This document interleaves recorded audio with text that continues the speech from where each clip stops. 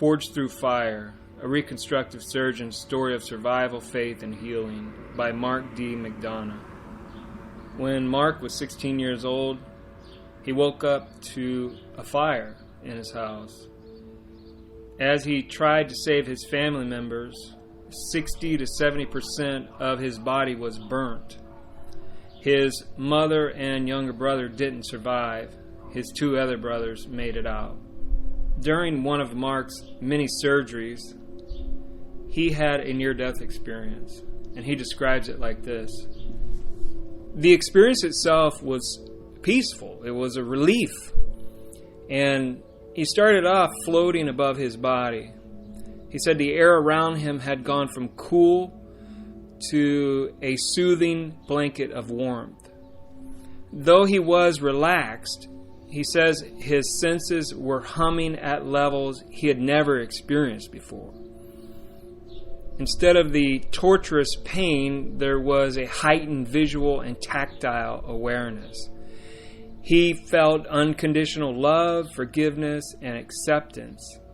And it too flowed over him like a blanket of security and comfort.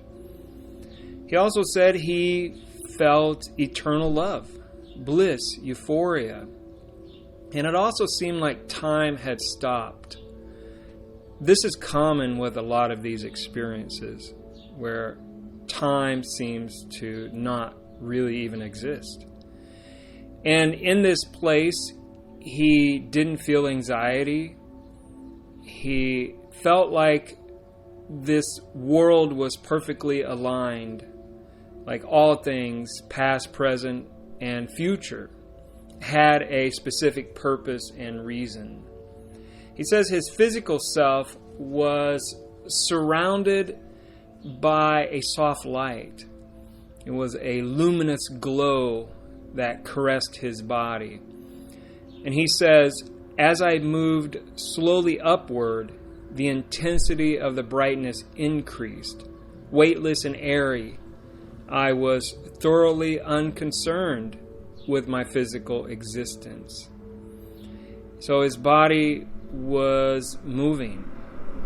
And in place of the physical, he had a heightened awareness of the metaphysical.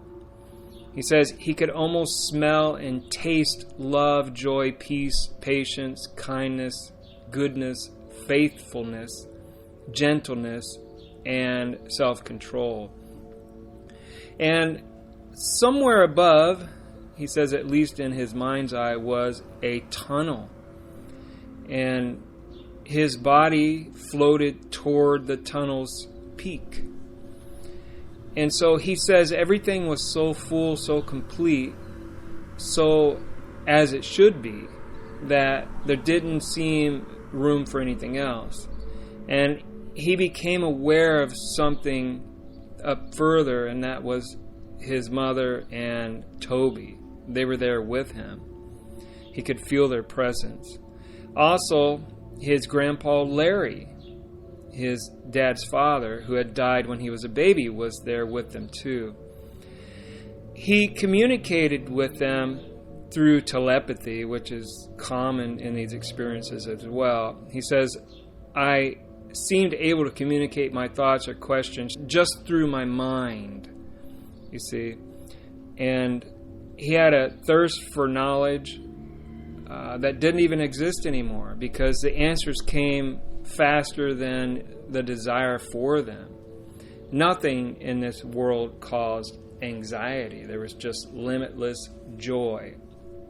He says it was a taste, a glimpse, a slice of heaven.